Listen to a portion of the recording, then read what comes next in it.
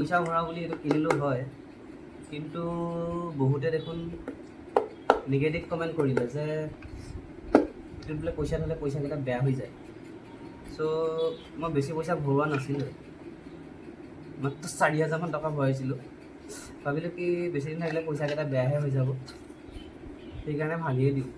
দুখ লাগিছে, উপায় নাই। সকলোৱে কৈছে যে পইচা বেয়া হৈ যায় বোলে, আগত কোনোবাই ৰাখিছে চাগে, তেনেকৈ গম পায়, সেইকাৰণে কৈছে ভাঙি দিওঁ আৰু। তাকে চাওঁচোন কিনো হয়, ভালে হৈছে নে বেয়া হৈছে ভিতৰটো।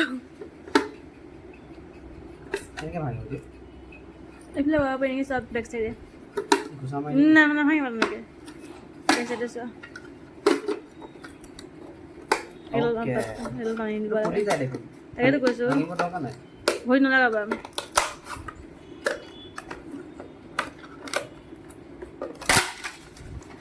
কৃষ্ণ, কি আকৌ ব্যৱহাৰ কৰিব পাৰিম এইটো? পইচাকেইটা বেয়া হোৱা নাই, দেখাই আছোঁ ৰ'ব গাইছ।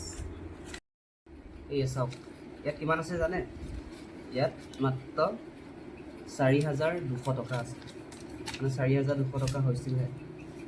আনৰ কথা শুনি পইচাকেইটা বেয়া হৈ যাব বুলি কোৱাত আনি দিলোঁ, কিন্তু একো হোৱা নাই দেখোন। চাওক আপোনালোকে, একো হোৱা নাই। সেইকাৰণে বেলেগৰ কথা নুশুনিব। Bye bye.